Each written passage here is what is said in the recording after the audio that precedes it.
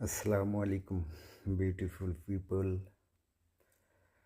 সুন্দর একটা সিনারি বা দৃশ্য শেয়ার করার জন্য আবার চলে আসলাম। উইন্টার সিজন চলে আসছে, তো সব গাছের পাতাগুলো লাল হয়ে ঝরে যাচ্ছে। প্রকৃতির যে সুন্দর নিয়ম, আল্লাহর অশেষ রহমত। সবাই ভালো থাকবেন, সুস্থ থাকবেন।